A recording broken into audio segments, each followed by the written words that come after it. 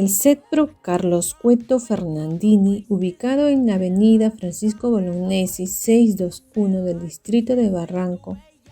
con una destacada trayectoria, cuenta con una excelente plana docente de especialistas en las áreas profesionales, aceptando los retos de la actualidad en un contexto de emergencia sanitaria, mediante el servicio educativo virtual,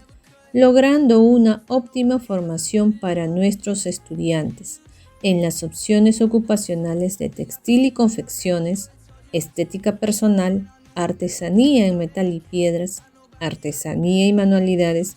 hostelería y turismo y computación e informática.